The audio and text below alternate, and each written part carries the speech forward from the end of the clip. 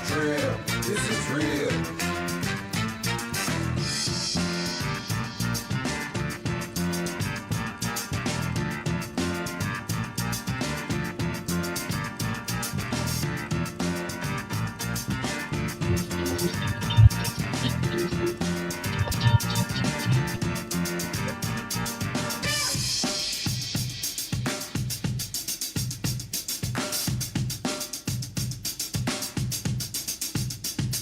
This is not a drill. No, it ain't. Can you hear me? This is not a drill. Shine it bright. Can you hear me? This is not a drill. No, it ain't. Let me hear you say. This is not a drill. This is real. This is the real thing. Good morning. Good morning. My name is Melina Abdul.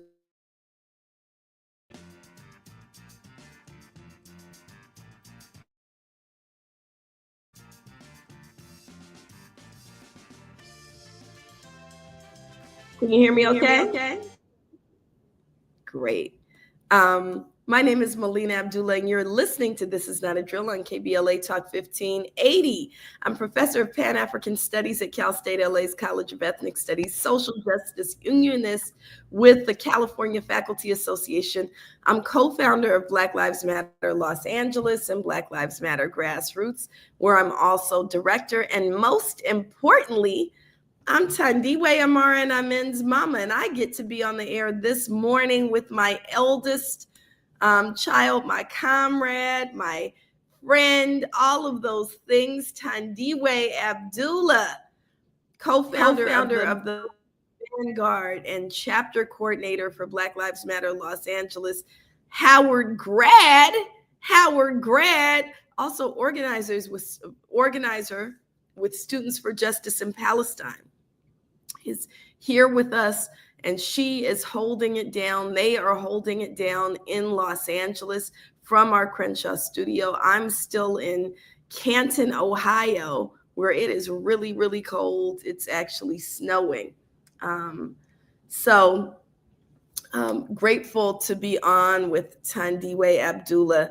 And we thank you for joining us every Saturday morning for KBLA Talk 1580, on KBLA Talk 1580 for This Is Not a Drill from 8 to 10 a.m., where we bring to you on-the-ground updates, campaigns, news, challenges, and victories from the front lines. But before we get into it, let's ground ourselves with our land, labor, and life acknowledgement. And I invite everyone to steal back a little bit of time for yourself.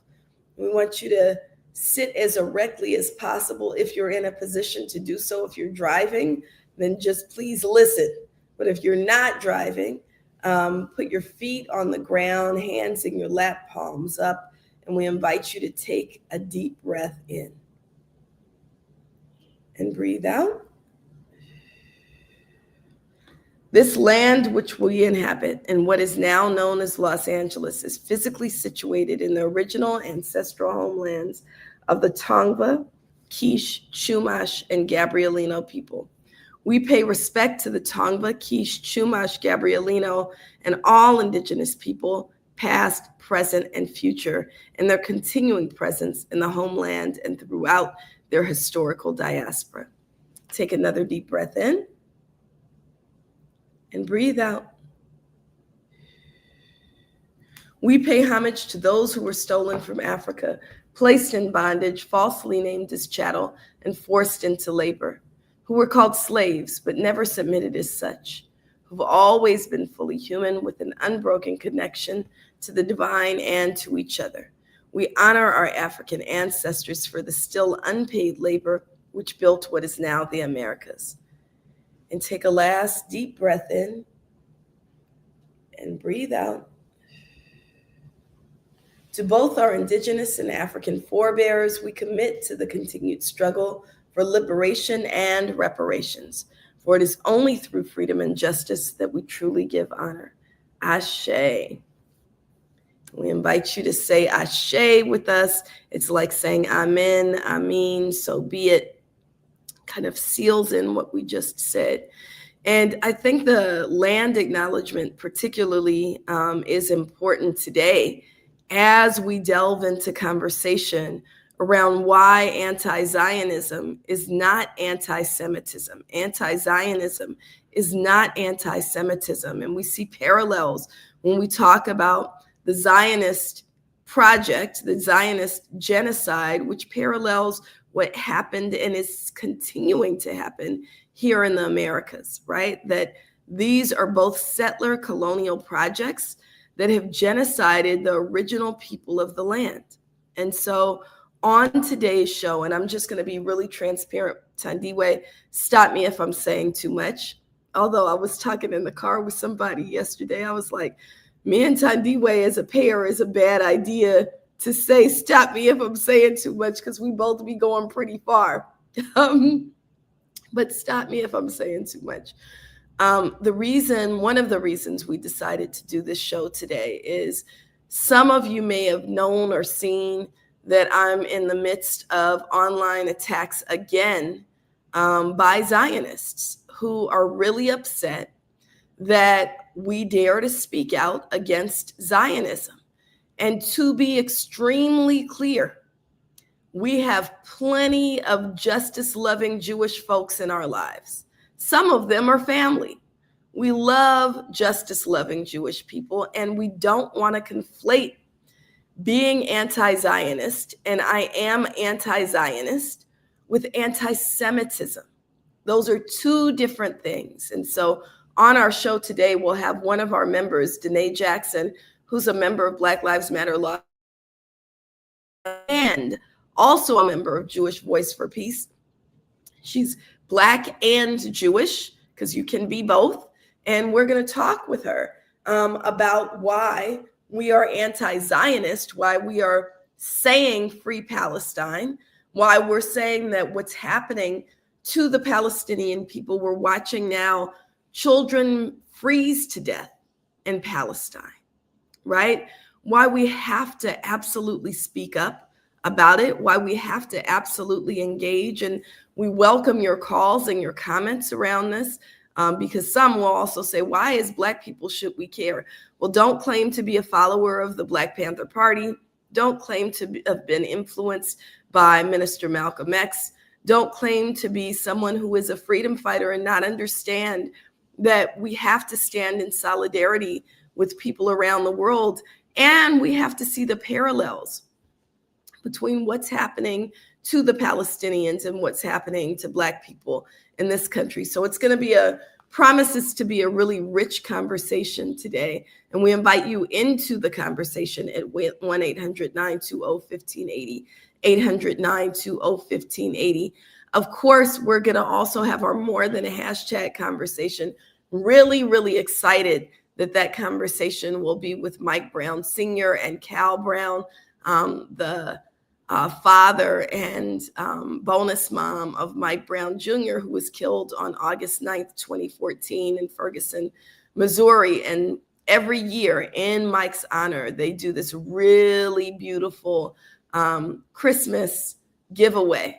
And it's for Black children to receive things like bikes, but it also, last year I had the honor of being present. It's also a community building celebration. And we'll be talking with Mike and Cal Brown about how we honor their son we're now almost, 10 years later. 11 years later, right? 2014, yeah, we're 11 years later. So how do we continue to honor Mike Brown Jr.? And of course, before we get into any of that, we'll hop into these headlines with Thandiwe Abdullah. We got a lot on the agenda. Of course, you're invited in, 800-920-1580, 800-920-1580. More to come right here on This Is Not a Drill. BLM, This Is Not a Drill continues when we come forward. You've got a big day, so you use Unstoppable Scent Boosters to give your laundry non-stop freshness. So no matter how long the day goes, you can't stop this power, this walk, this pose, this strut, this look, this talk. Your clothes will be so fresh you can confidently strut into that end of the day meeting like a bosses. Let's talk business in my office. Add new Unstoppables beads to your watch for 24-hour non-stop freshness, so you can smell unstoppable. Wesley Financial Financial Group is not a law firm. I'm Chuck McDowell, founder of Wesley Financial Group. Did you buy a timeshare because they told you it was a great investment? That's a lie. Most timeshares can be bought online for $1. To find out what your timeshare is worth and to cancel it, call us today and we'll send you our timeshare exit kit free with all your options for cancellation. Call Wesley for your free exit info guide. 800-838-2626. That's 800-838-2626. KBLA Talk 1580. We've got a lot to talk about. KBLA Talk 1580, connecting you with services and solutions. The Autopsy Initiative provides a second autopsy free of charge for victims' families who have lost their loved ones due to a police-related death. The services offered through the initiative include the completion of a second autopsy, disclosure of preliminary findings, and a final autopsy report. A police-related death is when an individual is harmed by police officers using deadly force, which results in an individual's death. Police-related death includes in-custody deaths, including those that arise during contact with law enforcement officers during arrest, pursuit, booking, transport, or incarceration. The Autopsy Initiative has a team of board-certified pathologists on call. An autopsy request may be completed by anyone with a close relationship with the victim, which may include the victim's spouse, partner, relative, close friend, or lawyer. To request a free second autopsy for a victim of police violence, please visit knowyourrightscamp.com. That's knowyourrightscamp.com. Then click on Autopsy, then click on Request. At KBLA, we believe in justice for victims of police violence. We say their names, and we don't black down. This is a community call to action from KBLA Talk 1580. I got the champagne. Everybody get a glass. KBLA Talk 1580 congratulates our own Keith Underwood, host of the weekend entertainment show Black in the Green Room, on his recent honor at the annual National Arts and Entertainment Journalism Awards. Keith received a first place award presented by the Los Angeles Press Club for his entertainment reporting, and we couldn't be prouder. Congratulations, Keith, from all of us at KBLA Talk 1580. BLM's This Is Not a Drill on KBLA Talk 1580.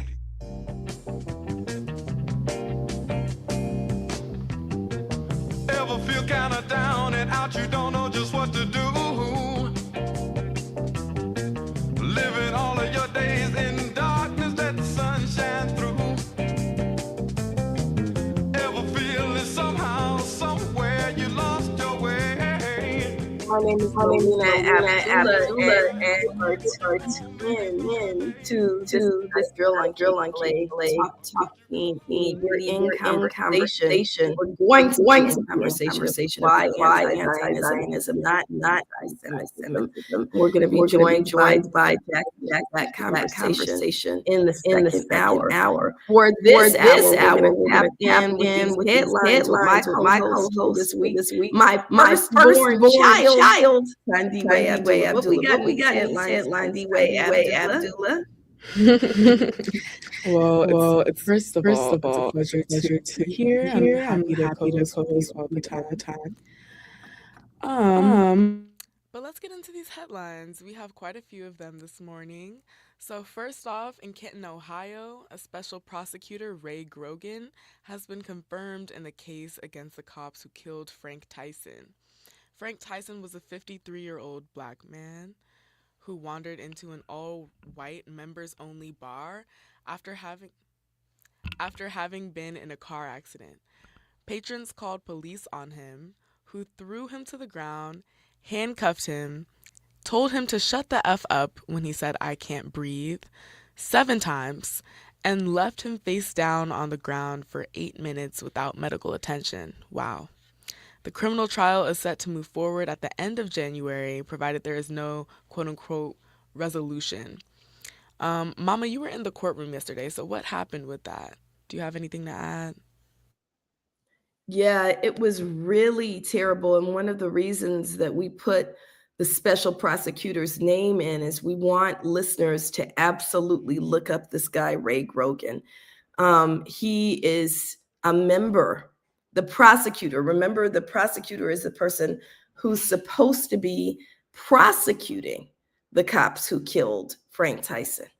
The prosecutor is a member of the Fraternal Order of Police. So this is their friend. He said he goes to the same club as them. He's also written op-eds about why police should not be prosecuted. And this is who's been charged to prosecute the case against the cops who killed Frank Tyson. As we were in the victims advocate room, Ray Grogan came in and he said he's a conservative. He said that, he's elected to office in Ohio and he's a conservative. I don't know how we're going to get justice if Ray Grogan is the prosecutor. I do know that the more eyes that are on the case, the better. Folks can read more about this case. It's what I wrote about in my column in the LA Sentinel and LA Progressive this week. It's called "The Whole Damn System is Guilty as Hell." And it's about Frank Tyson, that the prosecutor, the judges, the police are all colluding to, make it okay that they killed this Black man who'd already been railroaded by the system. When he was 28 years old, he was set up for a crime he didn't commit. And he was only out for 13 days. He'd served 24 years. Many of you will remember listening to his brothers on the show last week. John and Melvin Tyson were on last week.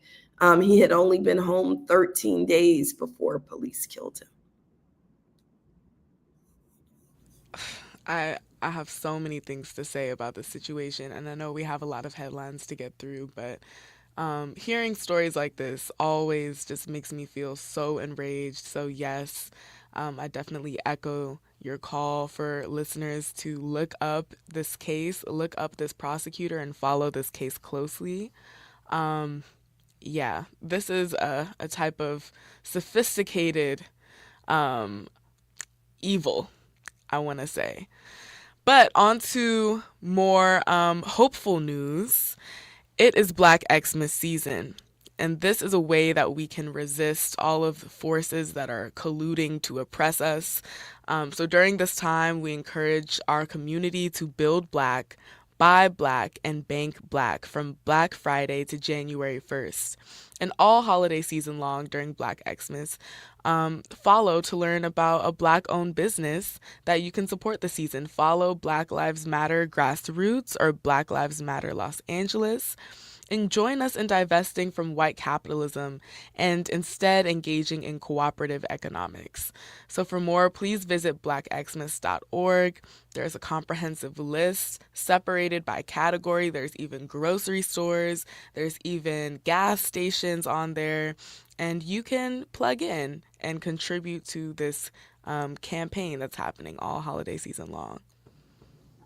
Yeah, and I really appreciate you, Tandiwe, because every single day you post a Black-owned business of the day, right? So if you didn't want to know that you could get Harold's Fried Chicken, the one that's in Chicago is now in LA, it's posted, right? Honey, there's actually lots of chicken spots, right? I'm going, why would we be letting KFC and Popeyes dominate chicken? If we can't do nothing else, we can... We should dominate the fried chicken industry. So Honey Kettle Kitchen is another Black-owned fried chicken spot, right? But if you didn't know that you can get... You said what, Tandiwe? I missed it. I said, and we will be having Honey Kettle Chicken for our meeting on Sunday if people want to taste test. That's right. So anyway, you post on business every single day, and you can follow BLM Los Angeles on Instagram for your Black-owned business of the day. What else we got? Yes. So on Tuesday, BLM grassroots organizers protested in Hollywood to disrupt an event honoring Cicely Gay. I want to put the disgraced Cicely Gay, chair of the board at the Black Lives Matter Global Network Foundation, who helped to steal the resources and platforms of the movement from organizers and families on the ground, totaling more than $100 million. The chant of that evening when we were disrupting the event was "No honor for thieves." I'm so glad that y'all went and disrupted this event. I think a lot of folks are They get a little anxious to hear us protesting other Black people. But we have to be very clear about who is collaborating and colluding with the enemy, who is selling us out in movement spaces. And I think protesting, I think social media campaigns, letting people know the truth of the situation is extremely important. So shout out to the organizers who did that. Right. Shout out specifically to Sheila and Michael and Corey and Nikita and being courageous. Look, I got some reports from the inside, right? That Cecily Gay and Dejanay Parker were absolutely there. They had handbags that cost thousands and thousands of dollars. They wore couture. They rode up in Black SUVs, like blacked out Black SUVs with a whole glam squad and all of that. And were prima donnas up in there. And that's not what you donated your money to Black Lives Matter for. You donated your money to Black Lives Matter so that we can fight for the freedom of Black people. So we want to be very, very clear. You know, we're not pocket checking anybody, but when what's in their pocket belongs to the movement, when what's in their pocket came off of the blood of Mike Brown Jr., when what's in their pocket came off of the sweat, tears, and, you know, Tandiwe, I walk around with real injuries. So does Sheila walk around with real injuries because we're fighting for our people. You don't get to line your pockets and ride around with a glam squad and get plastic surgery and fake teeth off of the movement's money. So we're going to and they threatened me with a restraining order. They got to know it's not just me against them. It's all of us against them because there is no honor for thieves. So we're going to keep saying Cecily Gay is a thief. Dejanay Parker is a thief. And they can always do better and hand the resources back to the movement that is powering forward Black freedom. All of that. Thank you to everyone who put in the work to highlight that. Also on Tuesday, which was the same night of this disruption, was the 44th anniversary of Mumia Abu-Jamal's imprisonment. BLMLA hosted his son, Jamal Ibn Mumia, at the Center for Black Power for a conversation and strategy session. Mumia Abu-Jamal is a Black journalist, former Black Panther and political prisoner who was framed for the killing of a Philadelphia cop and is currently serving a life sentence. I just want to add that 30 of those 44 years were spent in solitary confinement. And I just want to imagine what that does to a person, right? This is a man who is presumably, like, he's most likely innocent. I just want to say he is innocent. But they have had him in prison for 44 years, and 30 of those years were spent in solitary confinement. He hasn't been able to spend time with his children. He has declining health conditions, a serious eye injury where he needs surgery and he's not receiving proper care. And this is all really because his ideas were so radical and so revolutionary and powerful, right? That they don't want his ideas even reaching other inmates in the prison. This is how they treat our elders. He is 71 years old. And so we just call on our listeners and call on our supporters and supporters of Black Power to remember Mumia Abu-Jamal and remember all political prisoners, to say their names, and don't forget to say that we need to free them all, right? Anyways, I feel very passionately about this. So remember Mumia Abu-Jamal and uplift his offerings to the struggle. Ashe. And people who want to support can go to freedomfromframeup.org, freedomfromframeup.org, which is the organization that his son has initiated in his honor. And shout out to Jamal Ibn Mumia for the work that he's doing for his father as well. It's just so powerful to see, and we will stand beside you in that mission. Black Lives Matter Los Angeles also made a $500 contribution in honor of Black Xmas and our Build Black hashtag to continue funding the work for freedom from Frame Up. So thank you again. On Thursday, BLMLA stood with the family of Waukesha Wilson, Assemblyman Isaac Bryan, and City Councilwoman Isabel Jurado for a press conference celebrating the passage of Waukesha's law. This California law requires that if a person dies or becomes seriously injured or ill while in custody, that their loved one be notified within 24 hours. Waukesha Wilson was a 36-year-old Black mother who died in LAPD Metro Detention Center on March 27, 2016. Her family was never notified and only discovered her death after an excruciating 4-day search for her.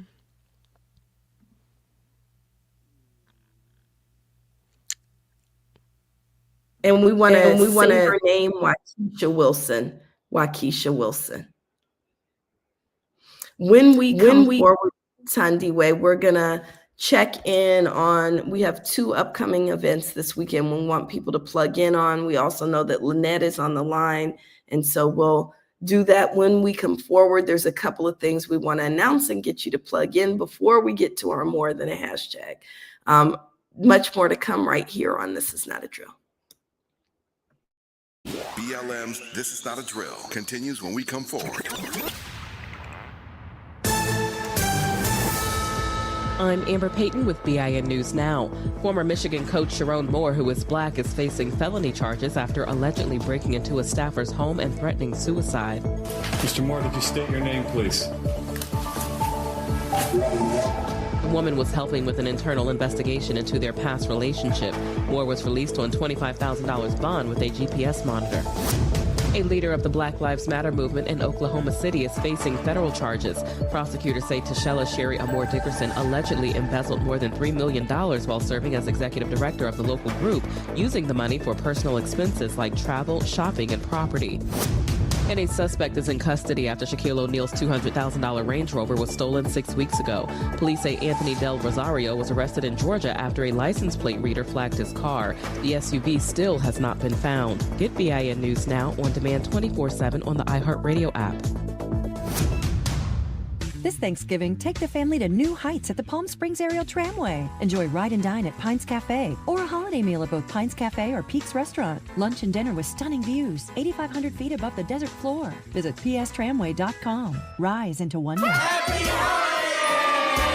This holiday season, KBLA Talk 1580 wishes you and yours joy, peace, and prosperity. As we celebrate with family and friends, we're already looking forward to an exciting first quarter, packed with must-attend events to kick off the new year just right. In January, join us for our inaugural Brotherhood Brunch, bringing together community leaders, change makers, and everyday people for inspiration and connection. February means it's time for our signature Black History Month luncheon, a powerful celebration you won't want to miss. And in March, Women's History Month, we're once again hosting our State of Black Women in Los Angeles Symposium and Luncheon, addressing the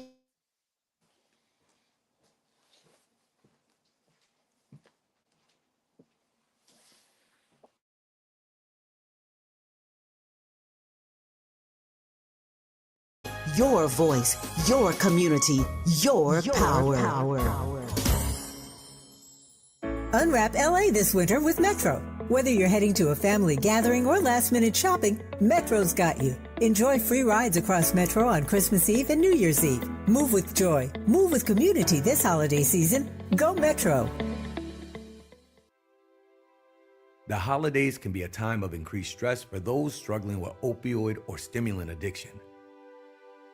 They can also be a time for pause, reflection, opportunity, and new beginnings. This holiday season, choose treatment and recovery, embrace the company of family and friends, and create special moments. Find a proven opioid or stimulant addiction treatment provider near you at choosechangeca.org. It's never too early to start talking about money in realistic ways with your kids. JP Morgan Chase navigates how to educate your kids now about creating long-lasting, healthy money habits. Whether your kids are in elementary school, high school, or college, now is a great time to start a conversation about ways to create healthy money habits as they grow, ultimately benefiting their financial future.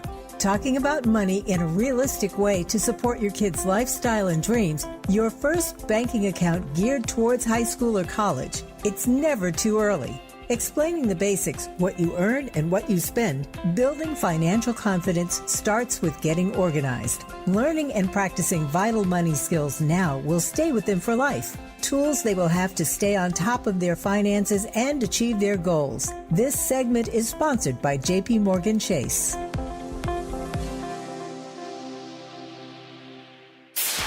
KBLA Talk 1580. We've got a lot to talk about.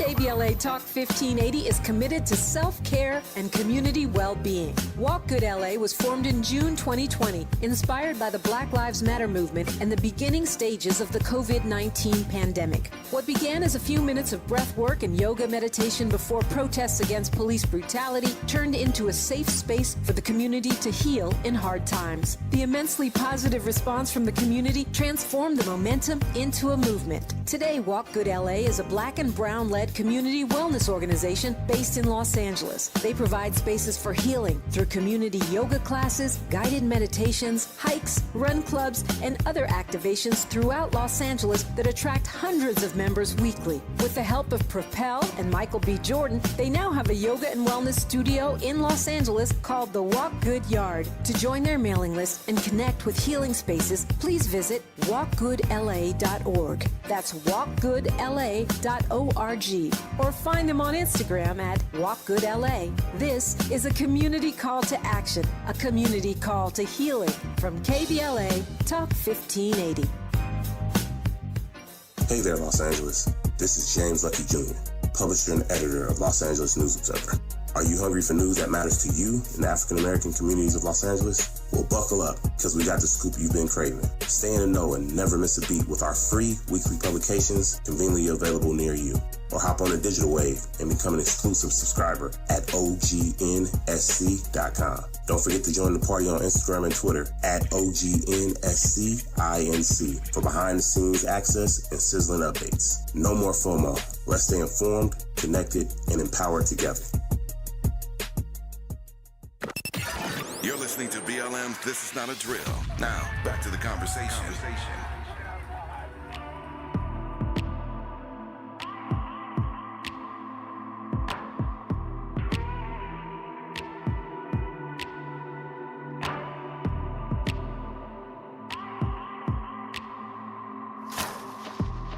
What if Martin didn't stand? My name is Melina Abdullah, and you're listening to This Is Not a Drill on KBLA Talk 1580. Just before we head into our More Than a Hashtag conversation with Mike and Cal Brown, we have two quick announcements, Tandiwe. What is that? So this Sunday, we have a couple events happening. So on Sunday at 4 p.m., you can join BLMLA and the family of Niani Finlayson for her 2-year Angelversary Vigil in front of the Fist statue in Africa Town, also known as Lamert Park. Niani Finlayson was killed by LA County Sheriff Ty Shelton in her own home in front of her 9-year-old daughter after Niani had called 911 for help with a domestic dispute. Again, this is one of the most heartbreaking stories that I've ever heard. And if you feel the same way, you can come, you can share with friends, with family, with community, and just uplift the name of Niani Finlayson and uplift her memory, her family, and her spirit. Also on Sunday at 7 p.m. is the last Black Lives Matter LA organizing meeting for this year. As always, there will be free hot dinner and fresh produce bags. We're having honey kettle chicken, which we talked about earlier, and some delicious organic produce.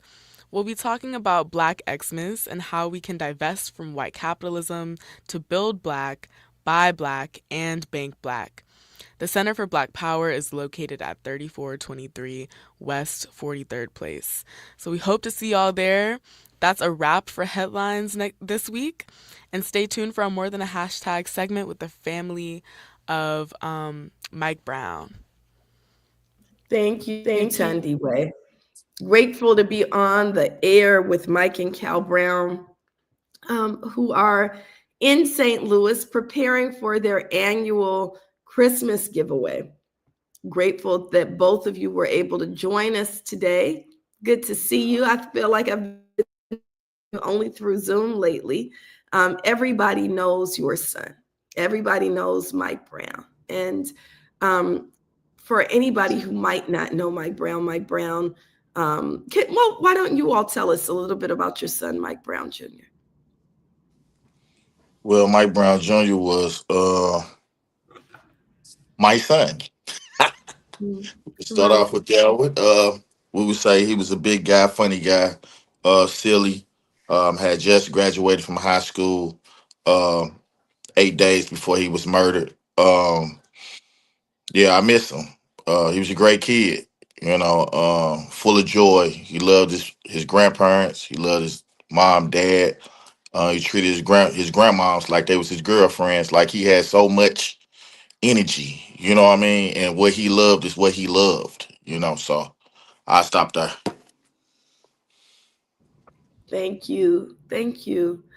And we know that it's been 11 years now since Mike Brown Jr. was stolen from us. One of the most impactful things, and I'm actually here in Ohio with your friend, Andrew Joseph Sr. is here, or Andrew Joseph Jr. is here, the father of Andrew Joseph III.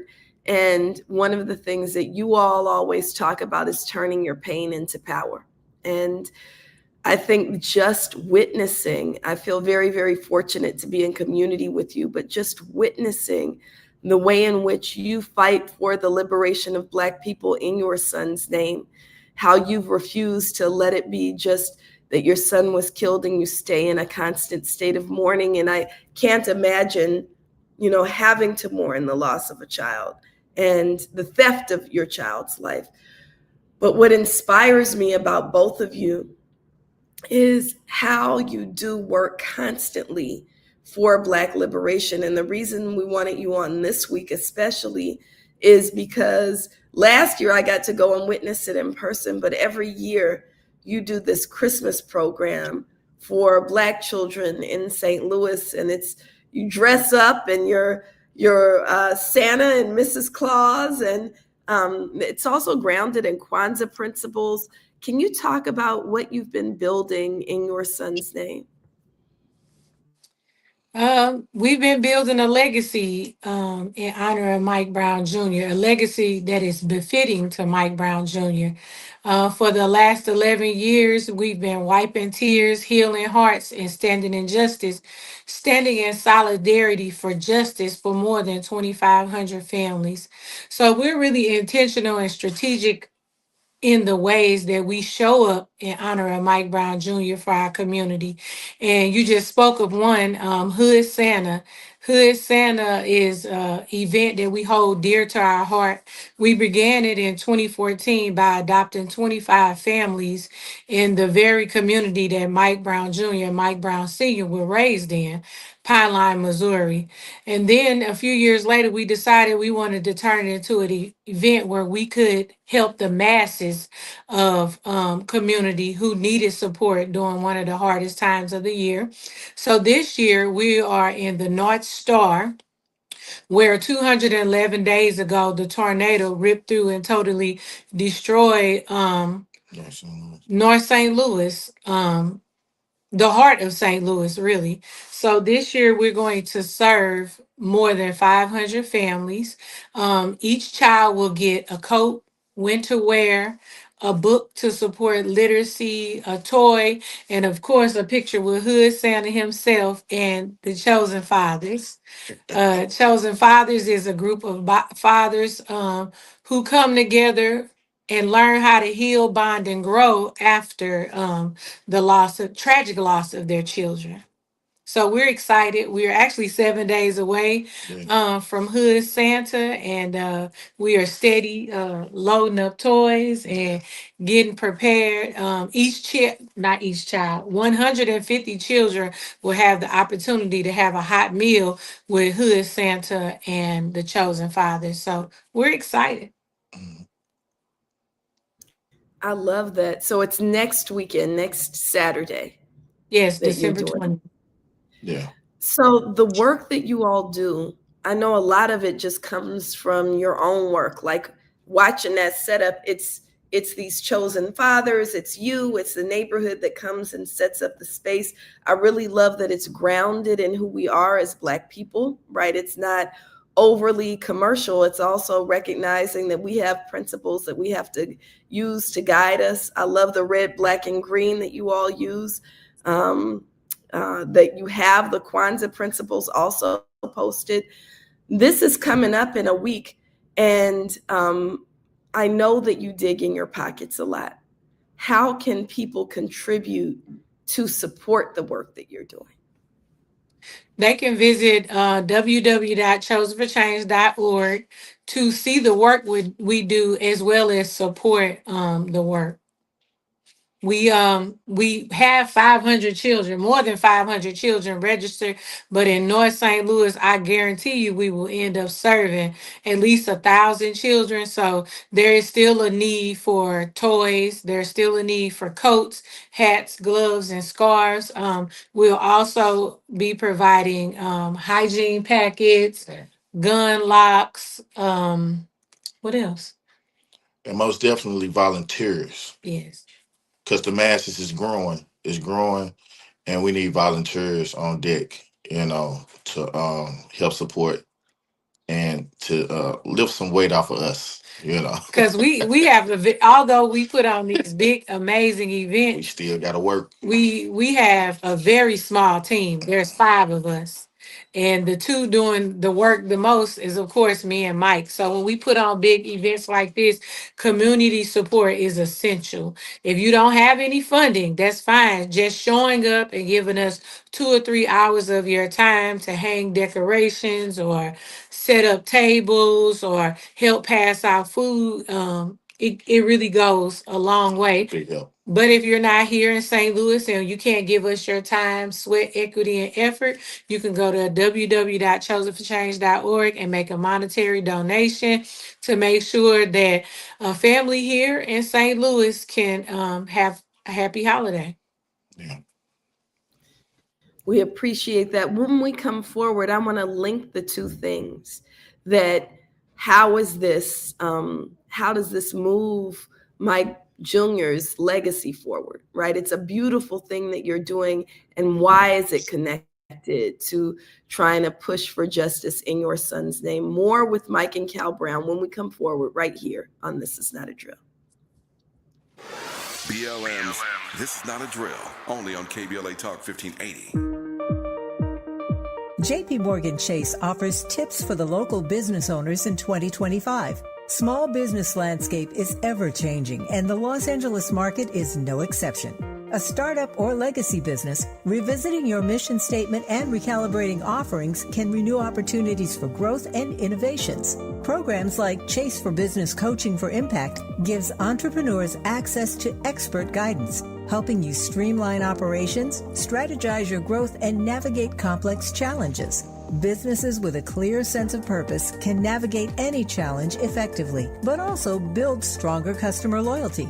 Visit chase.com/coaching for impact for more information. This segment is sponsored by JP Morgan Chase.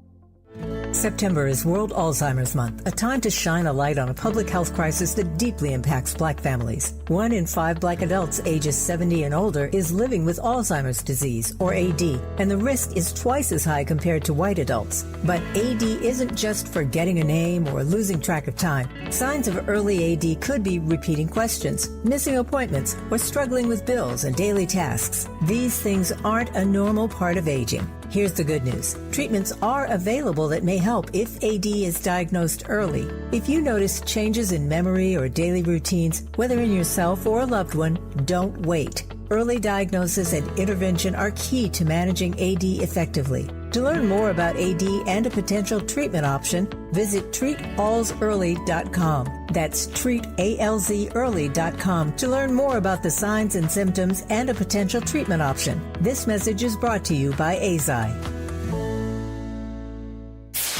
KBLA Talk 1580. We've got a lot to talk about.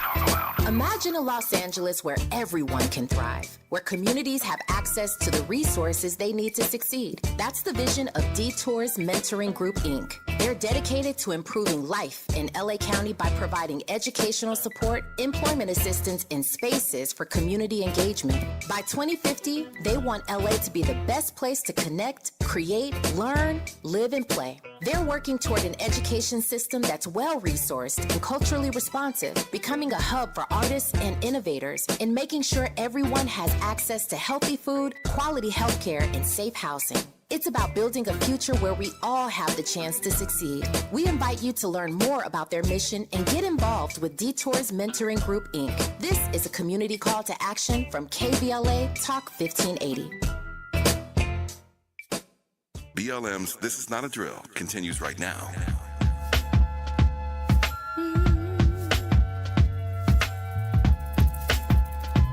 See, he's organized and he's on the ball. Never miss a day at school.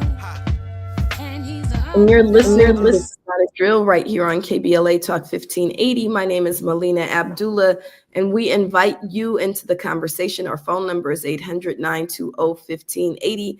We got Lynette calling in on line one. What we got, Lynette? Good morning, kings and queens, reparations and men of our ancestors, and we know that the struggle continues, but always to God be the glory. You have brought up about the so-called anti-Semitism, anti-Zionism subject, and I'm just sick of it.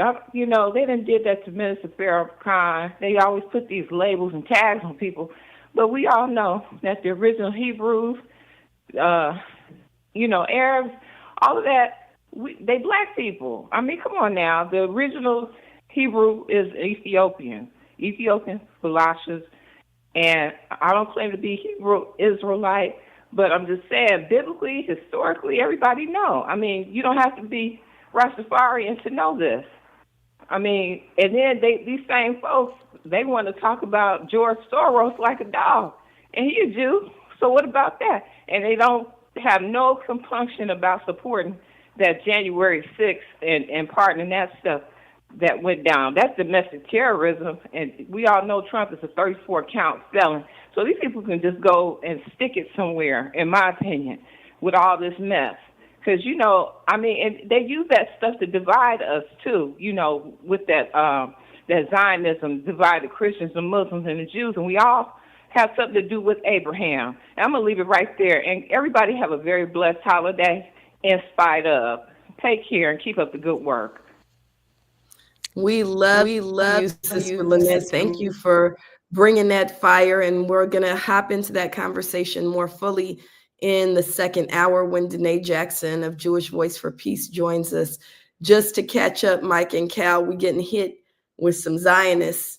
By some Zionists right now who are upset that, we stand with the people of Palestine and that we don't want there's a terrible bill that just passed in California, and we've opposed that bill. So they're engaging in ways that are hugely problematic. So that's what Sister Lynette is calling in about. And we'll hop into that conversation a little bit more in the second hour again with Danae Jackson. We're on with our More Than a Hashtag conversation with Michael and Cal Brown, who are preparing for their Hood Santa event in St. Louis. They said there's a call for both donations, but also volunteers. So if you're in St. Louis or can get to St. Louis, go on and help, go out and help. And if you can't get there, we want you to donate to chosenforchange.org. Cousin Andrew just came in and he was waving at y'all when you were off camera, but he also let me know, and I really appreciate all of the brothers that I meet in this movement, all of the chosen fathers have been hugely influenced by you and your example, Big Mike. They are, I think Sister Cal talked about the healing journey. And also, in my view, and I'm not one of the chosen families, right? But one of the things that I'm witnessing is really experiencing how the work that you do in your children's honor seems to, well, you all call it turning pain into purpose. Can you talk a little bit about that? How the work that you do, the chosen families, and Drew was talking about how now there's a chosen siblings group, right? That you've just initiated. How does that work in terms of moving you forward and being able to seek justice in the name of your son, Mike Brown Jr.? I tell people all the time that Mike is working from the grave. You know what I'm saying? I just work through spirit from him. Um, the way we do get justice, is just from, well, me personally, from doing the work. We got Chosen Files, we got Mothers of an Angel group, we got COPES, it's the group Drew was just talking about, children overcoming painful experiences with support. That's our new group for the children. So just me working through these groups is how I get justice, and definitely letting the people know that failed my family know that we ain't sat down. We still rocking and rolling. We ain't going nowhere. Who we are to this day, So Mike Brown Jr. left us with, I guess I could call it homework. Yeah, homework. Yeah. August 1st, 2014, he graduated from high school just 8 days before he was murdered. And we took him to lunch, and he said, "The world gonna know my name. I'm gonna shake the world. I might have to go away for a while, but I'm coming back to heal my city." I'm sure he had no idea that this is the way that he would make his impact, but we took that as our homework assignment to continue to work in honor of his name. Yeah, because he definitely thought he was gonna be a rapper, but that didn't work. God seen something else. So here we are now, 11 years later, fighting for justice. I love the term chosen for change, right? Chosen for change. This is it's a terrible way to have to come into movement. But how do you think about it? Why have you chosen the word chosen, right? What do you think spirit is guiding you to do it? Because it feels spiritual to me. Because we were chosen to do this work. We didn't have no choice. The work chose us. The work chose us. So. Yeah. But to talk about that, the way that we came up with the name, just a few weeks after Mike's funeral, a childhood friend told us they had a gift for us, and there was a white poster board, just a poster board you buy at the dollar store, and they presented it to us, and it was the photos off of Mike Brown Jr.'s obituary.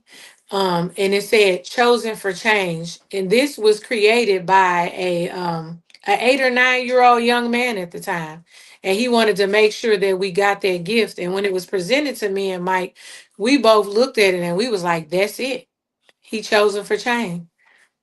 So we created the organization, and almost 12 years later, we continue to do the work in his honor.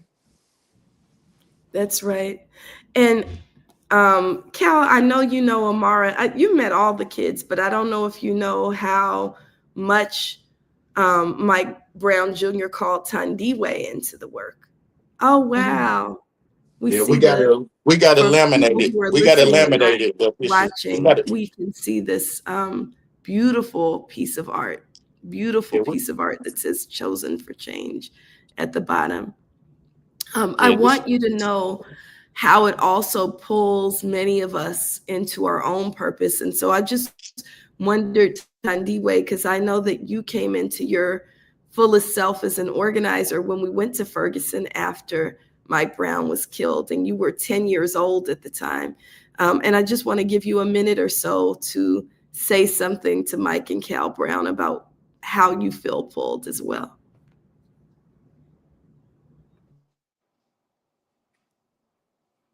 She on mute. Oh.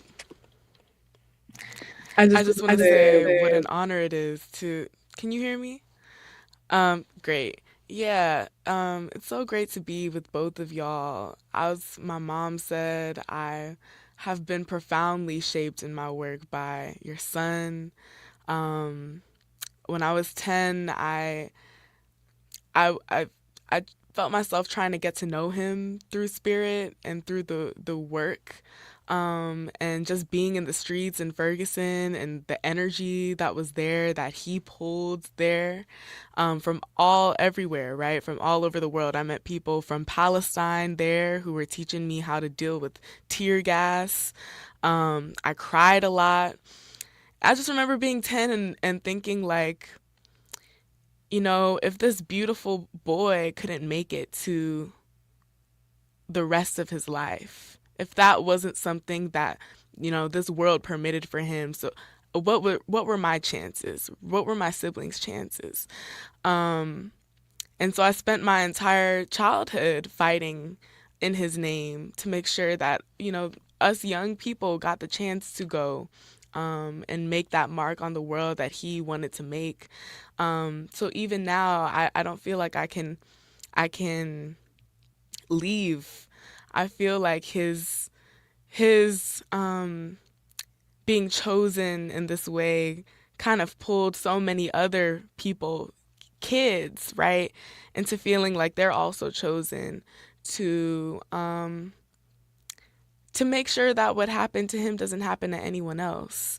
And I'm sometimes, I'm 22 now, I look around and I'm kind of shocked, because that feeling of not being able to, when you're hearing so many young people's names that look like us in the headlines, right, that have been stolen from their families, you start to often think like, what are my chances of getting here? So I'm thinking sometimes now, like, I can't believe I made it. I can't believe how many of my friends made it through this system and through this world. And I can't believe how many of us didn't. That's right. And that's why we do this work. So thank you again for continuing to struggle in his name. And I just want you to know that that's what I'm still doing. And I will always be doing that work for Mike. Thank you. Yeah, we appreciate it. And we just want to thank you, Mike and Cal. We got to move, but if there's one last thing you want to leave us with as we move forward, it's Chosen for Change is the organization. You want to leave us with 10 seconds? You can follow us at chosenforchange.org. See the work that we're doing. Donate, share, like, just follow the work and be encouraged to, help a family that's still doing the work, that's trying to fight for justice in their own way. Because together we are chosen for change. Because together we're chosen for Together we're change. chosen for change. Ashe, ashe. Love you all dearly. When we come forward, we're going to be talking with Danae Jackson about why anti-Zionism is not anti-Semitism. You're invited into the conversation at 800-920-1580, 800-920-1580. KBLA 1580 Santa Monica. I'm Amber Payton with BIN News Now. Former Michigan coach Sharon Moore, who is black, is facing felony charges after allegedly breaking into a staffer's home and threatening suicide. Mr. Moore, could you state your name, please? The woman was helping with an internal investigation into their past relationship. Moore was released on $25,000 bond with a GPS monitor. A leader of the Black Lives Matter movement in Oklahoma City is facing federal charges. Prosecutors say Tashella Sherry Amore Dickerson allegedly embezzled more than $3 million while serving as executive director of the local group, using the money for personal expenses like travel, shopping, and property. And a suspect is in custody after Shaquille O'Neal's $200,000 Range Rover was stolen 6 weeks ago. Police say Anthony Del Rosario was arrested in Georgia after a license plate reader flagged his car. The SUV still has not been found. Get BIN News Now on demand 24/7 on the iHeartRadio app.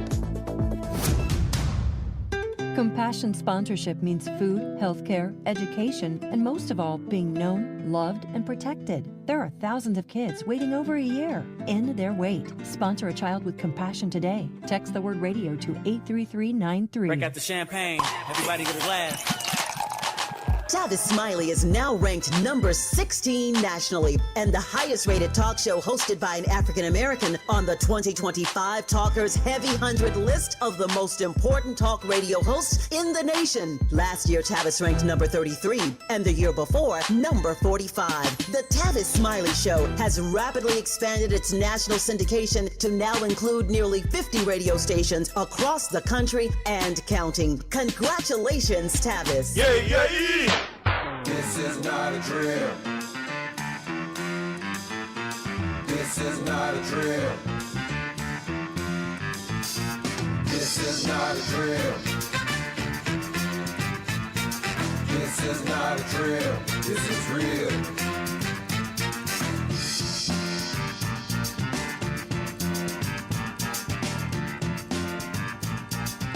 You're listening to This Is Not a Drill. My name is Melina Abdullah, and we are hopping into our conversation about why anti-Zionism is not anti-Semitism, why anti-Zionism is not anti-Semitism. You're invited into the conversation at 800-920-1580, 800-920-1580.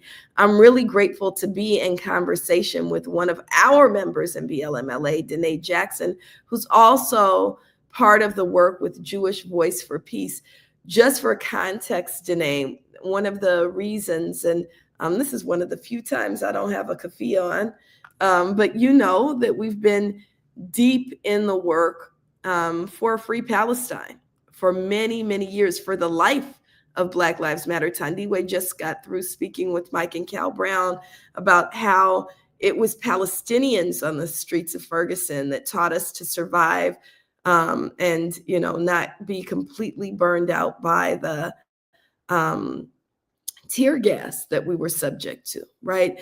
That we've been in partnership, and it goes back generations. You can't say that you're a follower of the Black Panther Party and not care about Palestine. You can't say that you're a follower of Angela Davis and not care about Palestine. You can't say you're a follower of the Honorable Minister Malcolm X and not care about Palestine. So it's been work that we're doing, and it's incorporated into all of our work.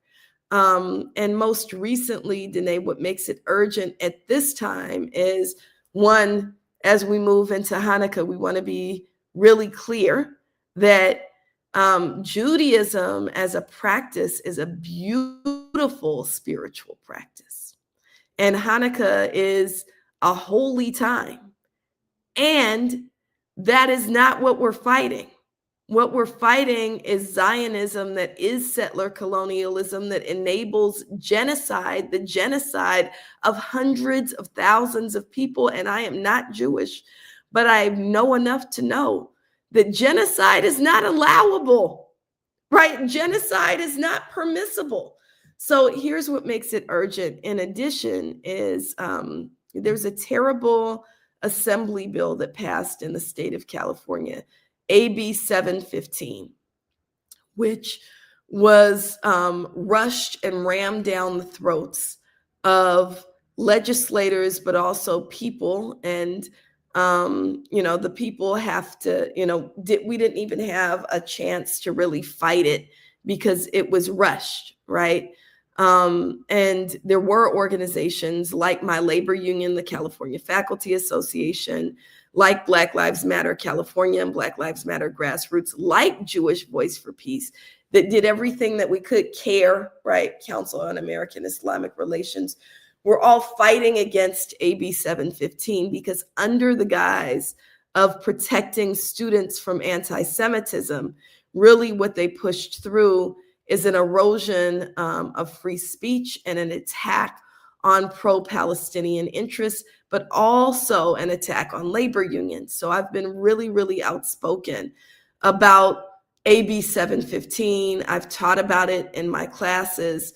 I asked my classes to engage if they believe, as I believe, that genocide is wrong and that classrooms are sacred spaces where we should have the right to tell the truth about the world around us.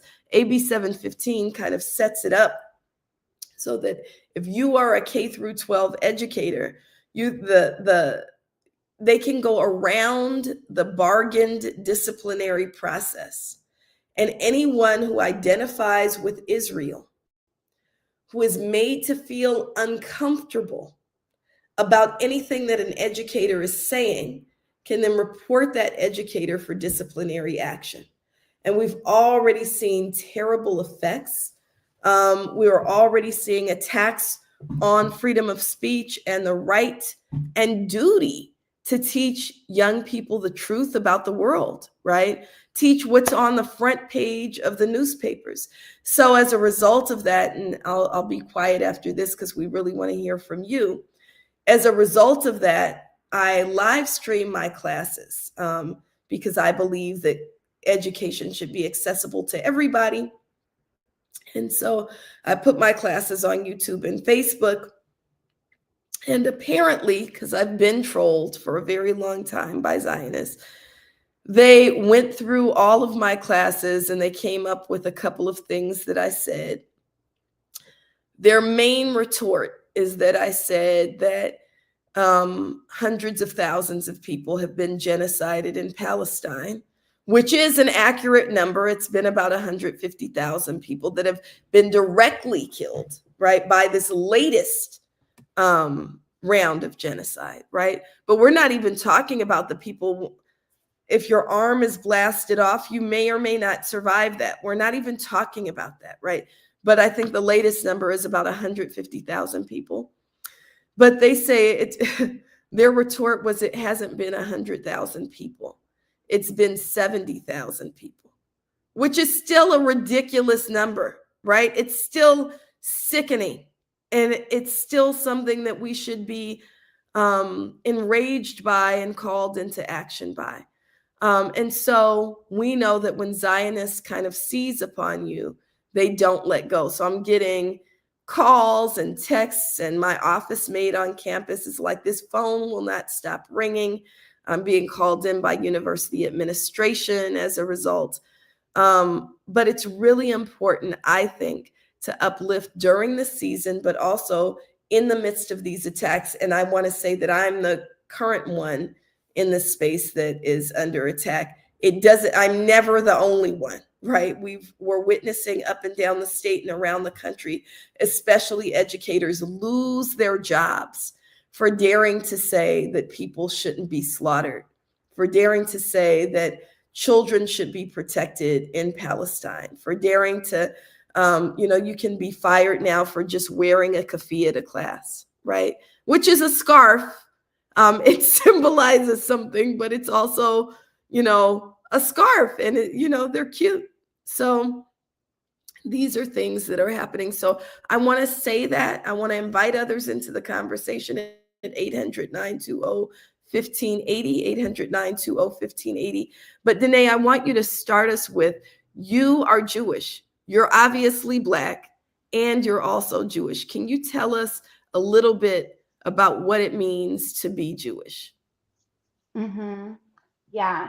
Well, first of all, thank you for having me.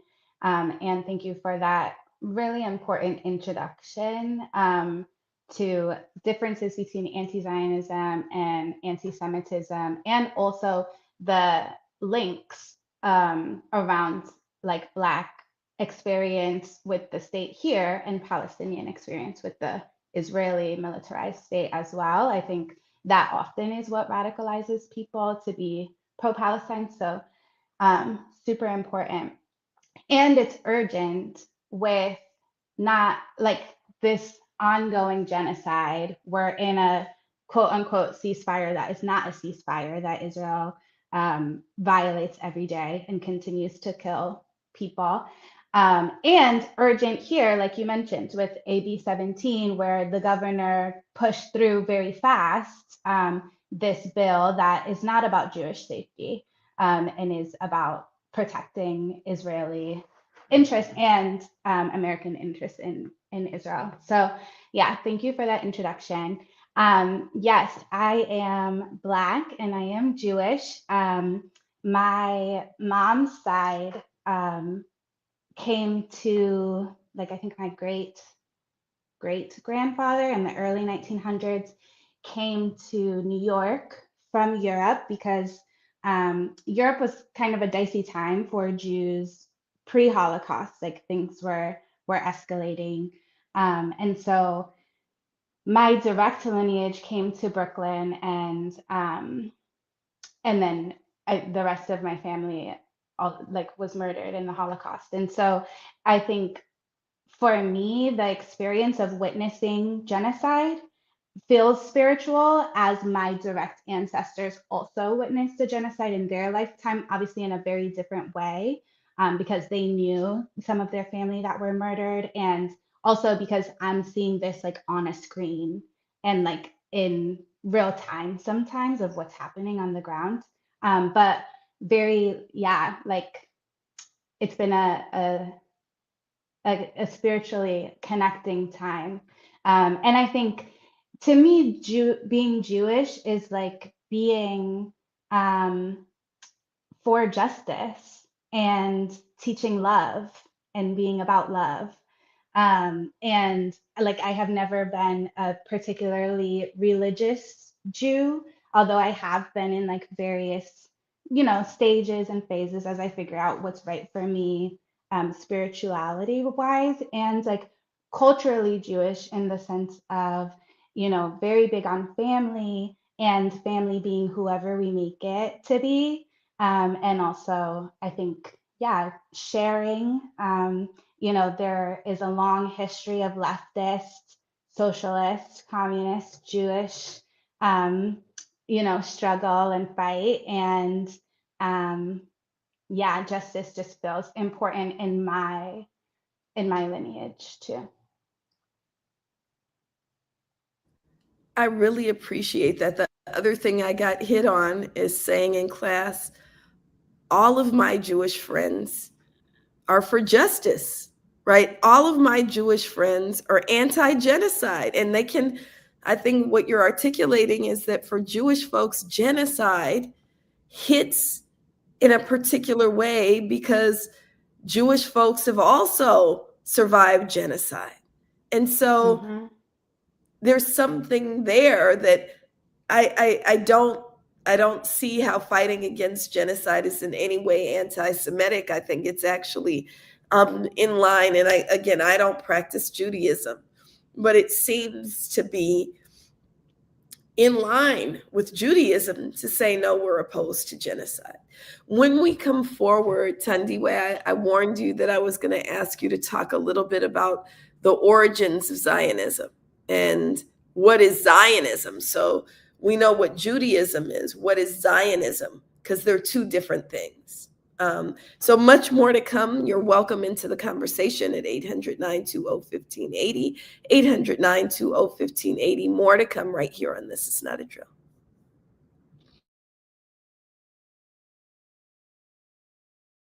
You've got a big day, so you use Unstoppable Scent Boosters to give your laundry non-stop freshness. So no matter how long the day goes, you can't stop this power, this walk, this pose, this strut, this look, this talk. Your clothes will be so fresh you can confidently strut into that end of the day meeting like a boss, boss, boss, boss, boss, boss, bosses. Let's talk business in my office. Add new Unstoppable beads to your wash for 24-hour non-stop freshness so you can smell unstoppable. Wesley Financial Group is not a law firm. I'm Chuck McDowell, founder of Wesley Financial Group. Did you buy a timeshare because they told you it was a great investment? That's a lie. Most timeshares can be bought online for $1. To find out what your timeshare is worth and to cancel it, call us today and we'll send you our timeshare exit kit free with all your options for cancellation. Call Wesley for your free exit info guide. 800-838-2626. That's 800-838-2626. KBLA Talk 1580. We've got a lot to talk about. KBLA Talk 1580, connecting you with services and solutions. The Los Angeles Regional Food Bank is on a mission to fight hunger and provide nutritious food to those in need across our community. They partner with federal, state, and local programs advocating for better policies and funding for critical hunger relief programs like Cal Fresh, the Emergency Food Assistance Program, and the Child and Adult Care Food Program. The food bank works with coalitions and local representatives to make sure hunger is addressed in every district of LA County. They also run nutrition education campaigns, raise hunger awareness, and source nutritious food for distribution, all while supporting regulations that allow food pantries to operate safely. Want to help? Visit lafoodbank.org or call 323-234-3030 to volunteer or find a food bank near you. Together, we can ensure that no one goes hungry in Los Angeles County. This is a community call to action from KBLA Talk 1580.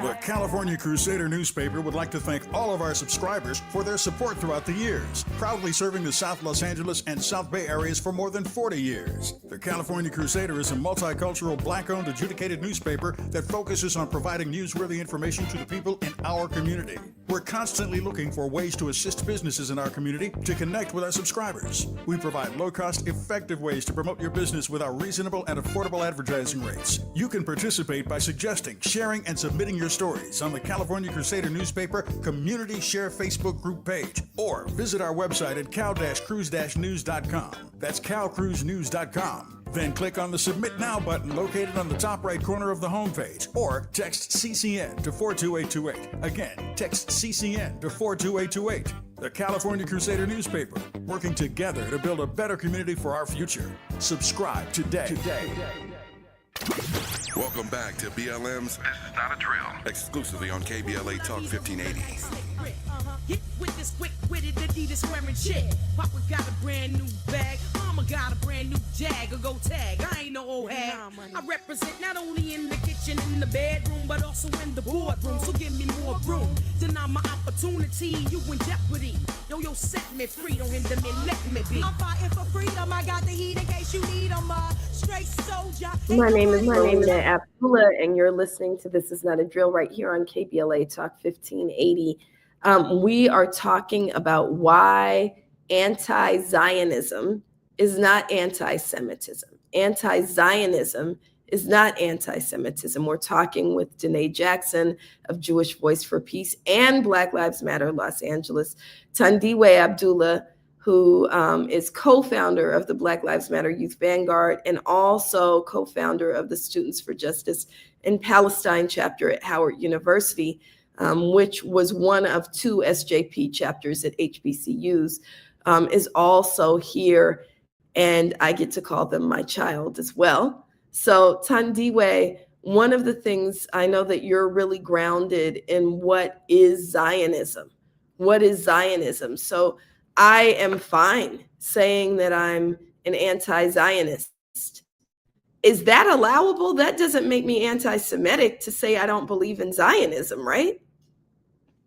Right, you're super correct. And I encountered a lot of people who felt that they couldn't call themselves an anti-Zionist, or who felt that they couldn't, join into the struggle to free Palestine, even if they did feel called to do so, simply because they, what media tells you is that you can't be anti-Zionist without being anti-Semitic. And at Howard, where the entire student population was Black for the most part, a lot of students were uncomfortable taking up space in that conversation because they were like, well, we don't have any Jewish people to speak up for themselves. That's actually not true. By the way, there were a lot of Black Jewish people at Howard. And they were all very involved in the anti-Zionist movement. So I think taking up space in that conversation, helping to coordinate teach-ins, that was all really helpful in getting Black folks aware of how to engage in this conversation. And we told them that, there's a lot of statistics that are like, well, 95% of Jewish people are Zionists. That's also by design, right? There's the same way that we've been indoctrinated to believe that you can't separate Jewish people from the Israeli state, that also happens in the Jewish community. So my friends, right, growing up, who I've known, since middle school and elementary school, I've had to watch them become more conservative as time goes on because of what they're being taught in summer camp and their Saturday schools, right? And I've also gotten to watch them unlearn all of those things as they have become able to do their own research and think for themselves. coming to understand that Zionism is a political ideology, right? Just like Manifest Destiny, it is a political ideology that incorporates religious aspects to make Jewish people feel justified in the colonialism and the settlerism that happens in occupied Palestine. Unfortunately, yes, a lot of Jewish people are Zionists because of this indoctrination for political purposes. But also within the younger generation of Jewish folks, I think that is not starting to be the case anymore. I think people are starting to realize that this is a harmful political ideology. It is a settler ideology. And the architects of Zionism as a concept were proud about this. They called it a colonial movement. They called it a colonial project. They had like colonial committees with that in the name, right? They referenced the colonization of the Americas in their project. And so it's very easy to see once you dive in into the origins of where Zionism comes from, how Israel was created in 1947, but in 1948 and even before then, right? How the settler project of Israel became what it is today. It didn't have to be what it became today, right? At first, there were a lot of, there was coexistence between Jewish folks, Christians, Muslims, other religions as well, Druze, right? All of these different groups were living in this land in peace and in harmony before this ideology was introduced as the undercurrent for the Israeli state. And so I think maybe Danae has some more to contribute, but that is my understanding of how Zionism plays a role in what we're seeing now. Thank you. And Danae, can you just also give us like a 2-sentence definition for people who don't, like, we're starting to hear the word thrown around, but I think sometimes we think people understand it on a very basic level and they don't. So can we offer a 2-sentence definition of Zionism? Yes. And appreciate everything Tanzio said. You're spot on. So yes, Zionism is a 19th century political ideology that is based on the premise that Jews can only be safe if we have our own nation state. And so just want to, I think, add a little bit more to that. Like, it's not a new thing. It wasn't born when the Holocaust happened. It was just widely unpopular by Jews in the early 1900s and late 1800s because a lot of us, like I said, we were leftists. We wanted socialism. We wanted to be able to live where we were at, which Jews have always been a diasporic people. We wanted to be able to live and thrive where we were at and have equality and have rights and all of those things. So Zionism pre-Holocaust was very, very unpopular. So also wanted to add that context. And absolutely, Tandiwe, I love that you emphasize that it's explicitly by its founders, by Theodor Herzl, a colonial ideology. It was a colonization project, which Europeans and the United States were able to also support. Thank you for that. Thank you for that. And so I'm going to ask you just to give the short answer, and then we'll pick up with the long answer in a second. So is it anti-Semitic to be anti-Zionist? Short answer is no. Absolutely not. Like, super short answer is no. Sorry, should I stop there or add more? No, add a little bit. We got about 2 minutes. Okay. Yeah. I think So to be anti-Zionist is to oppose that political ideology, which at its core is violent to Palestinians. It is racist to Palestinians. It is capitalist. It is imperial. And so there are Jews, there are non-Jews, there are Palestinians. You know, the anti-Zionist movement really is and should be led by Palestinians. And it's because it opposes, the colonial, imperialist, racist ideology that says that in order for Jews to be safe, they have to live on stolen lands, and that they continue to perpetuate violence in order to stay there. Like the last 2 years we've seen of genocide, but also since like the Nakba in 1948, where 750,000 Palestinians were displaced. Like this has been 75 years of like mind-blowing violence that has, culminated in the last 2 years in an ongoing genocide. So no, it is not anti-Semitic. It's just right to be an anti-Zionist.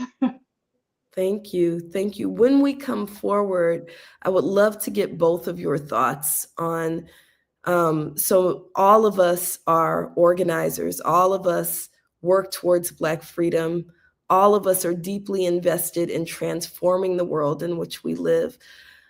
I'm going to say I've never seen the kind of violence and retaliation, even when I'm fighting police, that I experience when I say I'm an anti-Zionist. When the Zionists come for you, it's a whole nother level. So I'd love to get your perspective, Thandiwe and Danae, about why that is. And of course, everyone's welcome into the conversation. You're welcome to call in at 800-920-1580, 800-920-1580. We got confirmation that anti-Zionism does not mean that you are anti-Semitic. More to come right here on This Is Not a Drill. BLM's This Is Not a Drill. Up next, we got a lot to talk about.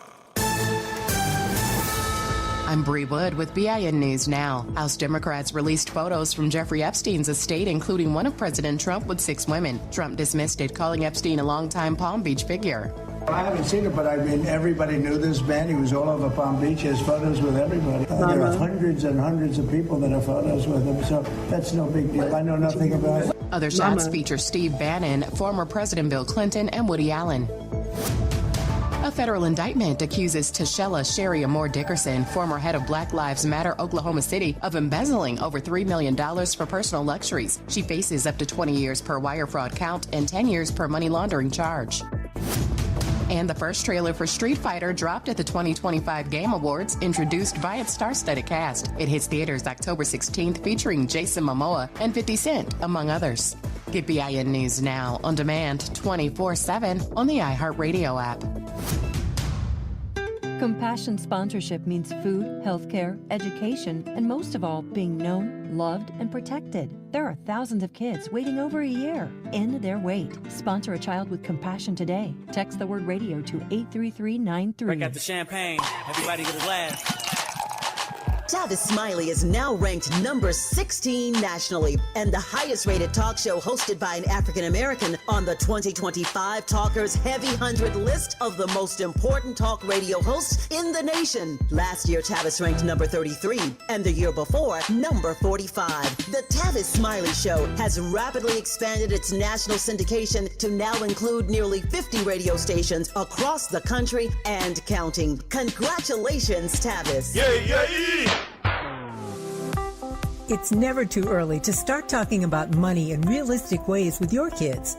JP Morgan Chase navigates how to educate your kids now about creating long-lasting, healthy money habits. Whether your kids are in elementary school, high school, or college, now is a great time to start a conversation about ways to create healthy money habits as they grow, ultimately benefiting their financial future.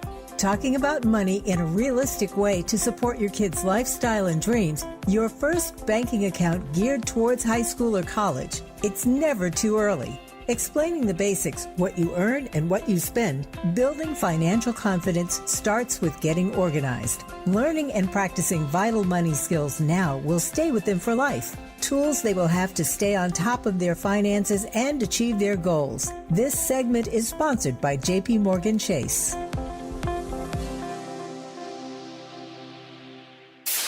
KBLA Talk 1580. We've got a lot to talk about. KBLA Talk 1580 reminds you, when we fight, we win. The Youth Justice Coalition is challenging America's addiction to incarceration and discrimination. YJC works to dismantle policies leading to mass incarceration, law enforcement violence, and the school-to-prison pipeline. Their approach? Transformative justice, community intervention, free LA high school, legal defense, and system monitoring. YJC promotes safety without relying on prisons. Their goal? Prevent system contact and help people exit the system through direct action, advocacy, and education. Want to get involved or need help? Call 323-235-4243. That's 323-235-4243. Join YJC in creating change. When we fight, we win. KBLA Talk 1580, your voice for justice. This is a community call to action from KBLA Talk 1580. Break out the champagne. Everybody get a glass. KBLA Talk 1580 congratulates our own Keith Underwood, host of the weekend entertainment show Black in the Green Room, on his recent honor at the annual National Arts and Entertainment Journalism Awards. Keith received a first place award presented by the Los Angeles Press Club for his entertainment reporting, and we couldn't be prouder. Congratulations, Keith, from all of us at KBLA Talk 1580. KBLA Talk 1580. We've got a lot to talk about.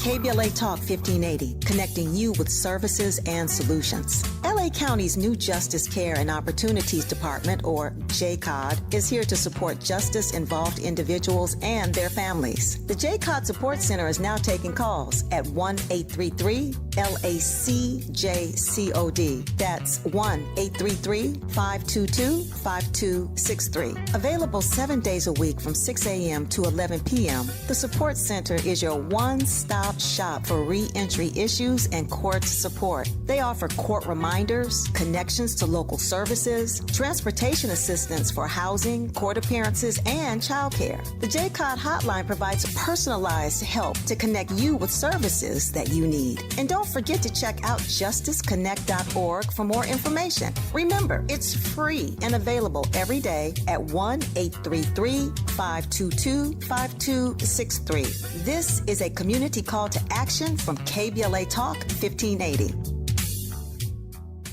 BLM's This Is Not a Drill continues right now.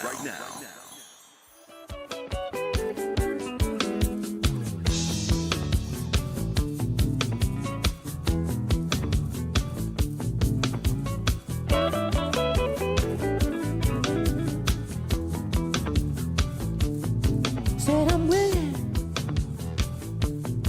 and I'm willing, ready to place my cards on the table.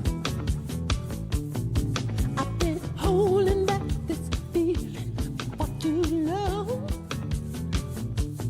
I mean, you can't play Prince and then think I'm gonna start talking. I haven't heard Willing and Able for a minute, so thank you for that. We're in conversation with Danae Jackson of Jewish Voice for Peace, Thandiwe Abdullah of Black Lives Matter Los Angeles, and the BLM Youth Vanguard, as well as co-founder for Students for Justice in Palestine at Howard University, and we're talking about why anti-Zionism is not anti-Semitism. Mikael is calling in. What you got, Mikael? Shalom. This is Mikael, the Hebrew Israelite. I want to say that the Negroes are the original Israelites. It says in the scripture that we will do 400 years of slavery and captivity. Even Donald Trump passed a bill back in his first time as president, H.R. 1242, that the Negroes did 400 years. It's a secret of who we are.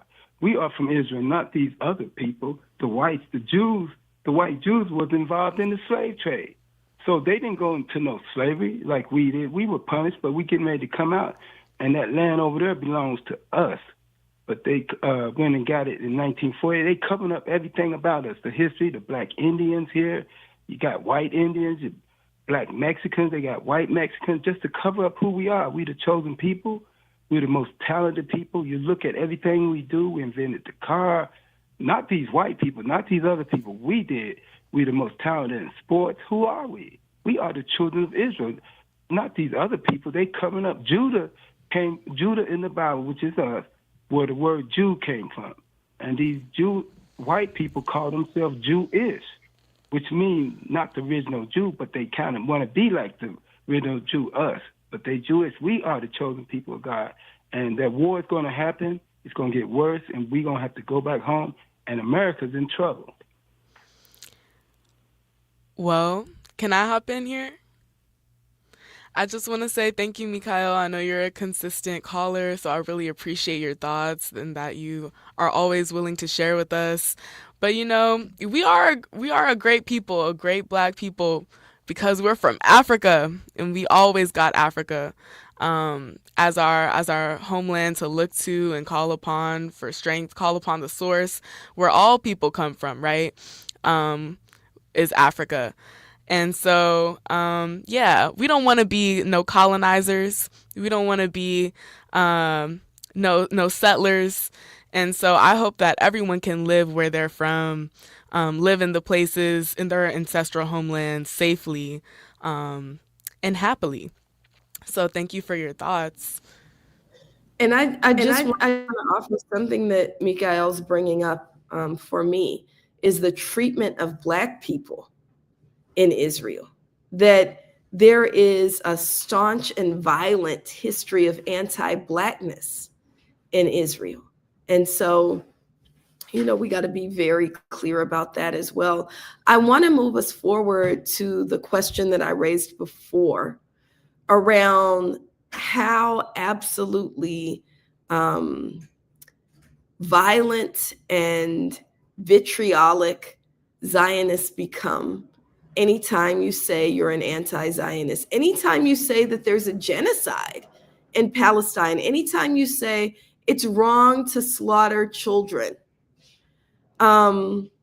Where does this, I mean, in my view, as I was thinking about it in preparation for the show today, I thought about, you know, kind of why we oppose what Israel is doing to the Palestinian people and how violent Israel is, that you see this as kind of, is this an extension of that when they become violent with folks who dare to challenge them? Danae, what are your thoughts? Yeah, I have a few different thoughts. The first thing I think about really comes from a place of like compassion, which I know is hard to reach for right now. So just want to say that. But I think for folks who literally like have been taught now for generations that the only way that they can be safe and live and be Jewish is to have this land and protect this land. Um, and like they believe it. Like I think Zionist propaganda is very compelling. And so I think, yeah, I can pull on some compassion for like, wow, if you truly believe this and truly believe that the Israeli state is tied up completely and wholly with Jewish identity, then that's where they can feel that it's an attack on Judaism as a whole, the Jewish people, the Jewish question. I also think there's a really interesting thing because they have like mandatory service.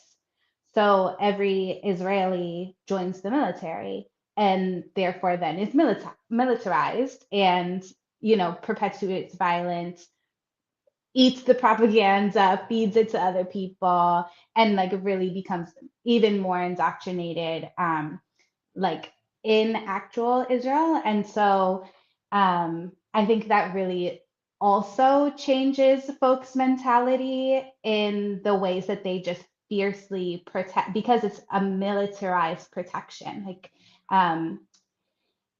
So those are my like two initial thoughts, and just want to affirm, yeah, like the violence is and the propaganda is extreme and harsh, and I'm sorry for what you're going through. And like you said, there's so many people who are currently being doxxed and harassed and are losing their jobs. I've lost a job and I'm Jewish, and I've lost a job for being anti-Semitic, for calling a genocide a genocide. So yeah, lots of empathy also towards everyone experiencing that violence right now. Yeah, and Tandiwe, I know that you've experienced it directly. You were 14 years old when you were first targeted by Zionists who lied on you. We could prove they were lying on you, and then went so far as to follow you with this allegation of anti-Semitism to try to block you from, they did block you from being admitted to certain universities because you were carrying this label of being anti-Semitic, because you said we should stand up. This was at the Women's March. You said, how can you be for women if you don't stand up for the women and girls in Palestine? And that's all you said. At 14, I think you were a freshly minted 14-year-old. And they descended on you very violently. They doxed you. They did all of these things to this 14-year-old girl as a result of the Women's March, right? Which was one of the most hypocritical things I've ever experienced or ever witnessed. Tandiwe, do you want to speak to that just very briefly? Yeah, I don't want to take up too much time talking about myself, but I do just agree with everything Danae has said. Zionism is a deeply violent ideology, and it's not only violent towards the group that it's meant to be violent towards, right? It's violent towards the Jewish people. It's violent towards everyone, right? What Zionism does, it aims to confuse people. It aims to keep you in a state of panic, to fear for your job, to fear for your livelihood, your connections, right? To make you scared to say anything about a genocide that we can all see. Little children's hands peeking out from under tons of rubble, right? Crushed alive. This is not something that we should feel conflicted to speak up about. And so also when we're talking about violence, I want to be clear that what we experience is violence when we are targeted for these beliefs, but it is nothing compared to the suffering of the Palestinian people. That is very violent, right? I've seen videos of a fetus blown out of a woman's pregnant stomach. So for me, there is no hesitation anymore. When I was 14 years old, of course, like, it seemed like the end of the world. I was like, I'm never going to go to college. I wonder what my grandfather thinks of me if he thinks that I hate our lineage. Or, I wonder what my Jewish friends and teachers think of me if they think that I hate them. I'm at the point now where I don't mind. I really don't mind if anti-Semitism is the label that is put onto me. If it means that I can uplift the plight, uplift the suffering, the real violence and terror and genocide that the Palestinian people have been experiencing over generations and generations. So it's violent in a lot of ways. It's violent towards us, right, as people who are in support of the of Palestinian liberation, and who are in support of peace and love and just freedom for all folks, right? It's violent towards the Jewish religion and towards the Jewish people who are no longer really able to express their love for who they are, right? Without being seen or as possibly someone who supports this movement, right? So Zionism is deeply violent. It bastardizes a lot of well-intentioned people's feelings. And, I've just really quickly, I want to say how deeply disgusted I am to see the state of Israel using Jewish symbols and Jewish iconography and invoking the Jewish religion to do these things. That also feels like violence. As a spiritual person, I don't think that anyone should have to see their practice be used in that way. Yeah, so my heart goes out to everyone who's been affected by the the Zionist jacketing of this movement, but my heart also really is with the people who are suffering physically in Palestine at this moment. Thank you for recentering us, right? So it feels like a lot of weight to carry, and this is why we're compelled to carry it, right? We're compelled to carry the weight because there are children and people who are dying. Like you said, there are children whose every day, and I know they try to desensitize us, but every day you can go on Eye on Palestine or one of these sites. And even now, even in the midst of the so-called ceasefire, there's horrendous, horrific acts of violence being carried out against these people. So if we bear a little bit of, you could tweet me all day. I don't really care. I don't really even look at Twitter like that, right? But if that's what we have to carry to speak out, thank you, Thandiwe, for recentering us around what does it mean when, your children are stolen from you, when you're, the last. We've seen people who are the last in their entire lineage because everyone else has been killed, right? They've wiped out entire family lines.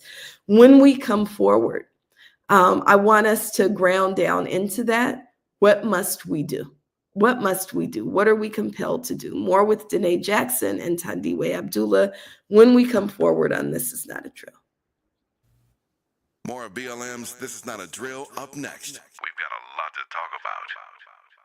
September is World Alzheimer's Month, a time to shine a light on a public health crisis that deeply impacts Black families. 1 in 5 Black adults ages 70 and older is living with Alzheimer's disease, or AD, and the risk is twice as high compared to white adults. But AD isn't just forgetting a name or losing track of time. Signs of early AD could be repeating questions, missing appointments, or struggling with bills and daily tasks. These things aren't a normal part of aging. Here's the good news. Treatments are available that may help if AD is diagnosed early. If you notice changes in memory or daily routines, whether in yourself or a loved one, don't wait. Early diagnosis and intervention are key to managing AD effectively. To learn more about AD and a potential treatment option, visit treatalsearly.com. That's treatalzearly.com to learn more about the signs and symptoms and a potential treatment option. This message is brought to you by AZI.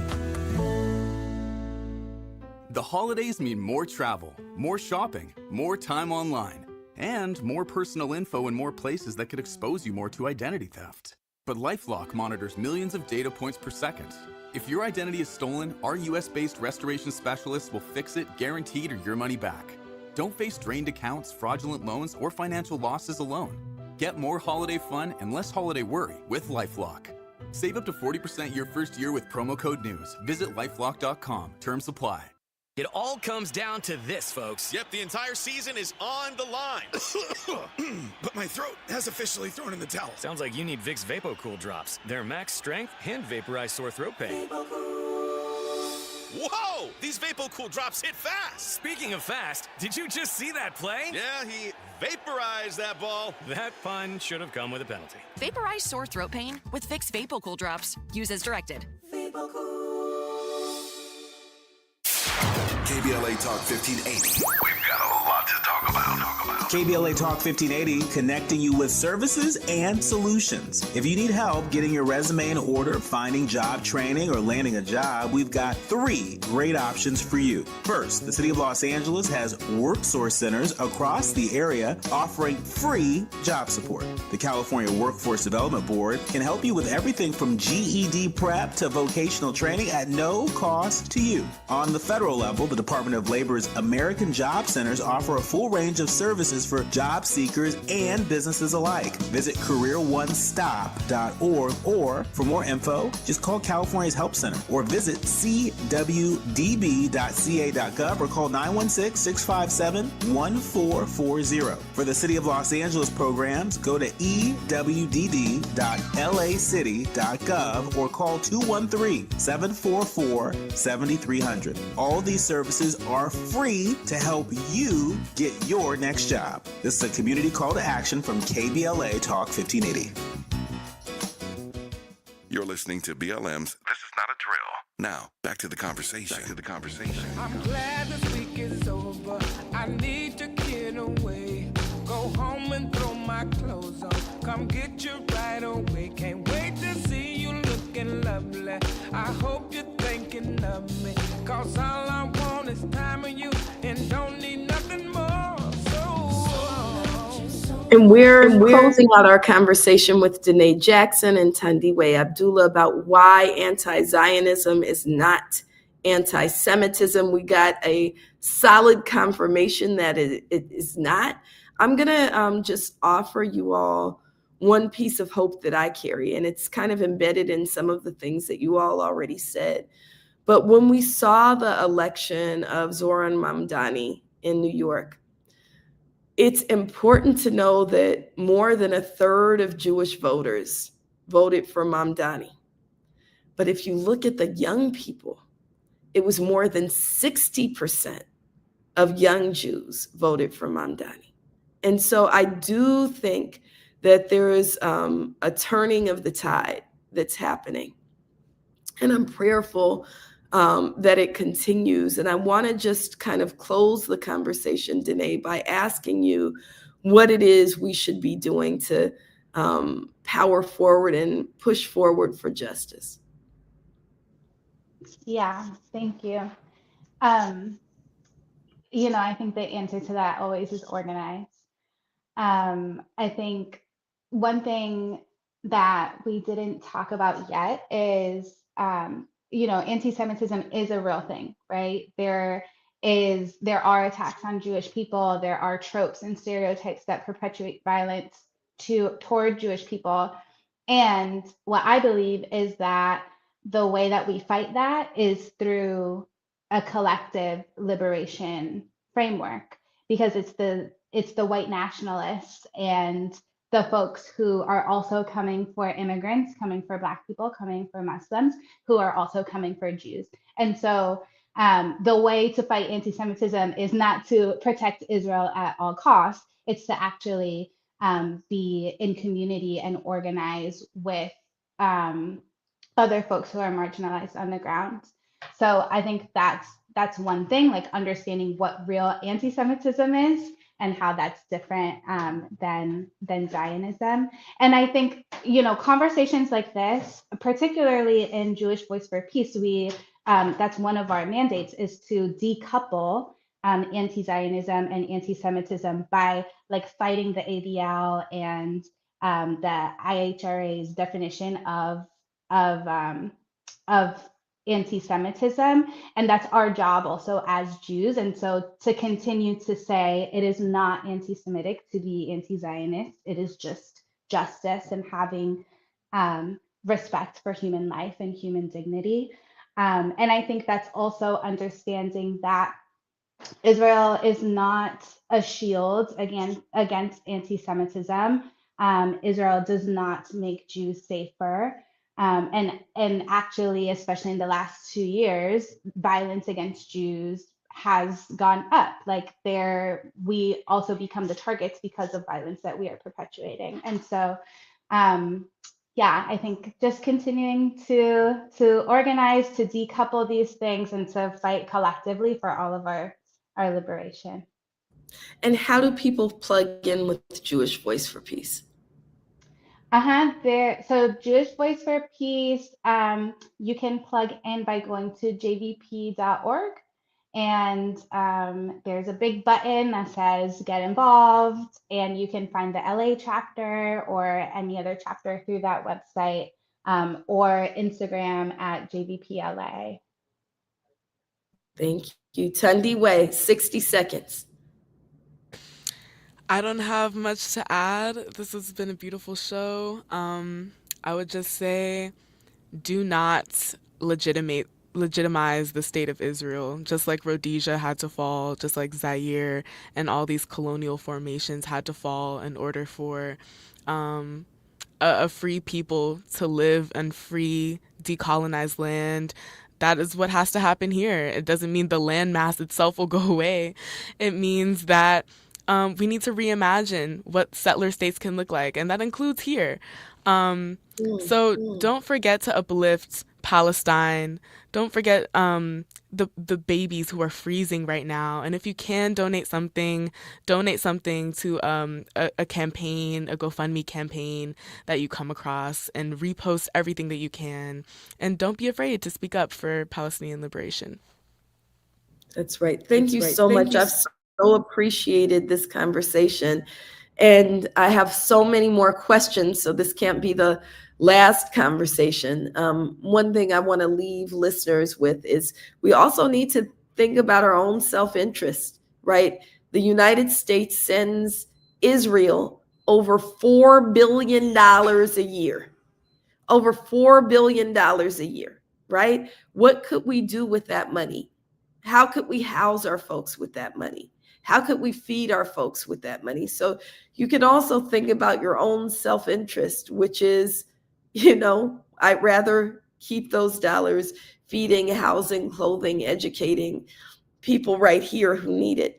We invite you to plug into the work of Black Lives Matter Los Angeles and Black Lives Matter Grassroots. Follow BLM Grassroots on all social media and BLM Los Angeles on Instagram, BLM LA on X. We also invite you out on Sunday at 4 p.m. We'll be standing with the family of Niani Finlayson. At 7 p.m., we'll be at the Center for Black Power for our final organizing meeting of the year. And of course, it's Black Xmas, so plug in with all of that at blackxmas.org. Thank you so much, Danae Jackson of Jewish Voice for Peace, Tandiwe Abdullah of the Black Lives Matter Youth Vanguard. Grateful to our KBLA family and Philip doing the background work. Until next week, peace out, y'all.